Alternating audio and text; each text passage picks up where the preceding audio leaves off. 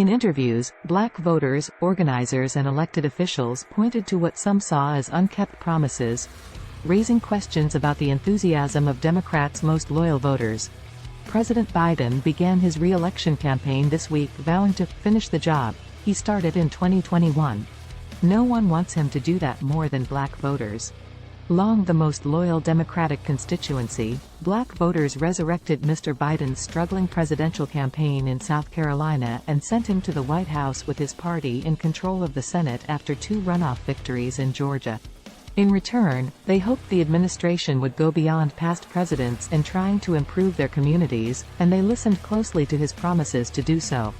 Yet some of black voters' biggest policy priorities, stronger federal protections against restrictive voting laws, student loan debt relief and criminal justice and police accountability measures, have failed or stalled, some because of Republican opposition and some because Democrats have declined to bypass the Senate's filibuster rules.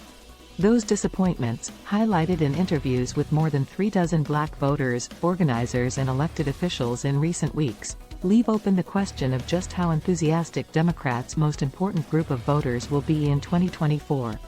The interviews point to an emerging split between black elected officials, who are nearly uniform in praising Mr. Biden and predicting robust black turnout for him next year, and voters, who are less sure. "Folks are just tired of being tired," said Travis Williams, a Democratic organizer in Dorchester County, SC. "They're just sick and tired of being tired and disappointed whenever our issues are never addressed." Marvin Dutton, 38, an entrepreneur who moved to Atlanta in 2020 from Philadelphia, suggested that Mr. Biden needed to be a little bit more sincere, rather than pandering to us when it's time to vote. Mr. Biden's re-election bid and his renewed pledge to achieve his first-term policy goals have forced some reflection and frustration among black voters in battleground states. Many believe that the big promises he made to black communities have fallen flat. Democrats can feel confident that if Mr. Biden is his party's nominee, as expected, a vast majority of black voters will choose him over a Republican.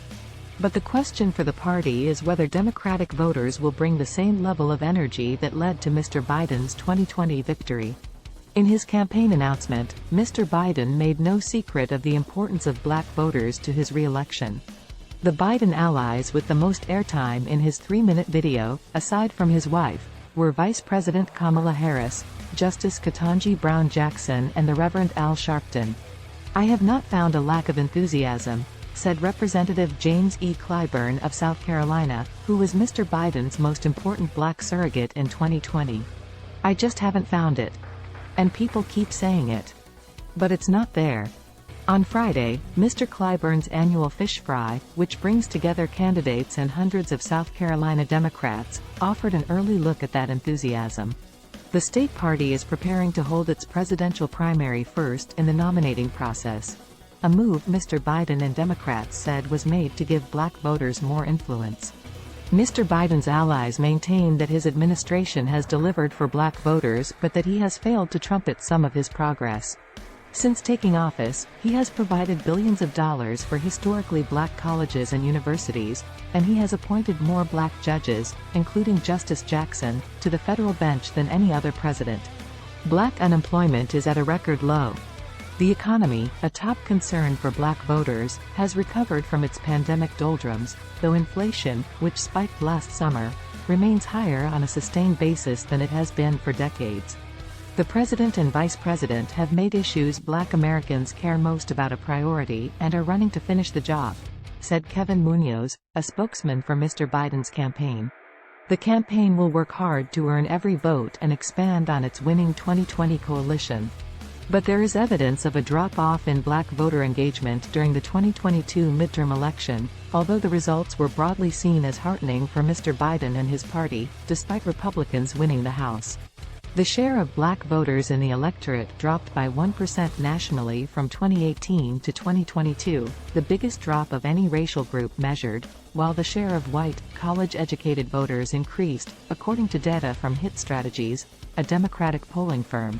It does not take much of a decrease in black voters to alter the outcome of elections in the most competitive states. In 2020, Mr. Biden won Arizona, Georgia, Nevada and Wisconsin, each by fewer than 35,000 votes. The number of ballots cast for Democratic Senate candidates by voters in Milwaukee, home to a large majority of Wisconsin's black population, dropped by 18% from 2018 to 2022, while the statewide turnout remained the same, according to Wisconsin voter data. Had Milwaukee delivered the same margin for Democrats in 2022 that it did in 2018, Mandela Barnes, a Democrat, would have defeated Senator Ron Johnson, a Republican. The city's mayor, Cavalier Johnson, attributed the difference in part to Republican efforts in Wisconsin to make voting harder, particularly after Mr. Biden's narrow victory there in 2020. Mr. Johnson cited an array of Mr. Biden's accomplishments for black voters. He appointed the first black woman, Justice Jackson, to the Supreme Court. He has emphasized the creation of manufacturing jobs, which were once the heartbeat of Milwaukee but have been moved overseas. And, Mr. Johnson added, black voters credit Mr. Biden for trying to make voting laws less restrictive, even if his efforts failed. They know that Joe Biden stood in the breach and stood up for them and fought to build the economy that's beneficial for people of color, namely African Americans, and also fought against some of the hate and discrimination against people of color and African Americans, Mr. Johnson said. Some black voters said in interviews that their frustrations with the pace of change promised by Mr. Biden in 2020 had led them to question whether they would support him again, or perhaps sit out the next election. Jennifer Roberts, 35, is a lifelong Democrat and was one of the black Georgians who helped elect Mr. Biden and Senators Raphael Warnock and Jon Ossoff. She was confident in 2020 that Ms. Harris, the first woman of color to become vice president, would use her background to advance policies related to women of color, and was praying for them to win. 3 years later, Ms. Roberts's view of Mr. Biden's promises has changed. Her mother moved in with her because of rising rent costs in Metro Atlanta. Inflation has put an added strain on the tow truck business she and her husband own. Ms. Roberts now says she would support former President Donald J. Trump if he were the Republican nominee next year. What she wants, and has not yet received, is tangible help, and she believes Mr. Trump's economic policies could possibly provide it. I understand he's tried, she said of Mr. Biden. When you don't address the things directly, when they don't go according to what you said publicly they were going to, you can't just kind of sweep it under the rug. In Philadelphia, Lamont Wilson, 45, an information technology manager, voted for Mr. Biden in 2020 but said he was not inspired by any 2024 candidates so far. He said Mr. Biden had done a lot of good, but had not fulfilled his expectations. Mr. Wilson said he hoped Mr. Biden would hold firm on his promise to eliminate student debt. The president announced a $400 billion plan to forgive up to $20,000 of debt for certain people, though the Supreme Court may block it. Black college graduates carry an average of $25,000 more in student loan debt than white college graduates, according to the Education Department. Get rid of that debt and give people a chance, Mr. Wilson said.